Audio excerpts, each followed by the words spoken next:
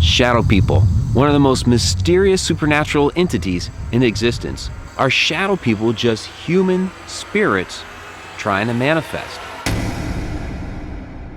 Welcome to Haunted Road Media. I'm author and ghost historian Mike Ricksecker. Explore with us in depth the paranormal and the supernatural. Shadow people, one of the most mysterious supernatural entities in existence. Who or what are they? In our continuing series about these beings, we'll continue to explore the possibilities. No one is an expert about shadow people, since no one has had an opportunity to actually sit down and interview a shadow person. But there are a number of theories about who and what these things are, and I've had a number of personal experiences with shadow people. One of the questions I'm asked most often is, are shadow people just human spirits trying to manifest and fall short? For the longest time, I didn't think this was the case at all. I thought all shadow people were just some sort of interdimensional being, not from our plane of existence. And this really is the case for many shadow people. It's a topic for another time, but when you see a shadow person dart across a restaurant kitchen and bang into a flimsy metal swinging door, you hear that thud, that crash into the door. You guys hear that? You guys hear that bang? Yeah. And you don't even see that door move at all. Well, we're definitely talking about something that's operating on a completely different dimension. But I've learned over the years, after talking with many others who have had their own shadow people experiences, that some of these shadows may truly be human spirits. And then I finally saw it for myself. We were at the haunted and historic Mineral Springs Hotel in Alton, Illinois this past June. We had just wrapped up our Haunted Road Media Paracon. We were doing the investigation portion of it late at night. There was only a handful of us left, and we were upstairs on the top floor, which is actually a very haunted location of the hotel. It's an abandoned part of the hotel. It's not used any longer for actual hotel rooms, and at some point it was under renovation, and those renovations became abandoned. Well, we were investigating Pearl's room upstairs. It's a known haunted room in the corner of the hotel. There is a confirmed suicide there, and people do really talk and interact with Pearl up there. In fact, Shauna has actually seen her apparition peeking through the closet area of that particular room. What was that? I don't know. That was big. Just saw just a real quick flash of a face right here. Did anybody else see that? You guys were kind of facing that. They were kind of facing that direction. I was busy putting them down, and there was a large something. It was right here. And you know that one picture that I have?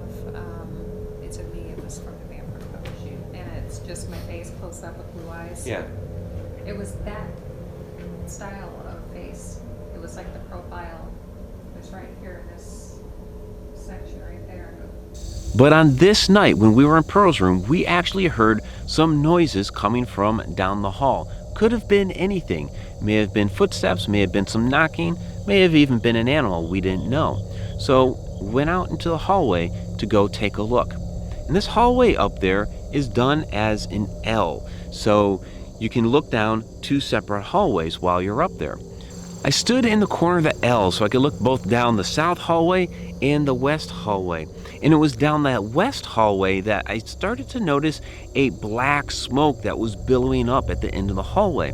While this was going on, my partner Shauna and the others who were with us came up from behind. And what I saw as they were coming into the hallway was that this black smoke was getting closer and closer and started kind of creeping up the one wall, and it would come back down a little bit. It would creep back up the one wall and come back down. It was getting closer and closer. And then I suddenly saw it morph into an apparition of a little girl.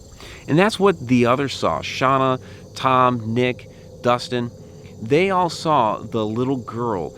And we were trying to coax her closer. You know, you can come closer, you can come closer. Now, there is a story in that particular hallway in one of the rooms of a little girl that's supposed to frequent there. A lot of times she's seen looking out the one window. People have left toys for her there. And so we think this may have been that particular girl. Our good friend Adam Tillery, drew an illustration for our Encounters with the Paranormal Volume 4 book when Rob Guttrow had contributed a story about this particular girl up there. And it looked a lot like that illustration that Adam drew. And Adam's been known to very accurately draw illustrations of apparitions and entities that people have seen. So we tried to get the little girl to come closer and come closer and come closer, and she wouldn't come up quite to that particular doorway, and she ended up stopping there. And that's really as far as our interaction with her got. She stopped there, maybe was afraid of us, which we could completely understand. But the point here is an actual interaction, an observation of a black shadow, black smoke in this particular case, actually turn and morph into an actual apparition of a human spirit. It also really helps that there were 5 of us there that night that saw her, to give that validation of what had really been seen. And while the others didn't see the shadow, they saw her. And considering all the other shadow entities I've seen in my life, that's enough to give me confirmation of what I actually saw. My partner Shauna has also seen similar types of shadow activity at a cafe that she used to investigate at with a little boy named Byron. There were times that she saw him as an apparition, and there were other times that she interacted with a shadow there that she thought had been him. The theory that shadow people, or at least some, are human spirits trying to manifest and can't quite make it. And I think you related this to Byron. Whenever I first saw him, I'm sure he was in shadow form, what I thought I was seeing before I actually saw him. And then I saw him.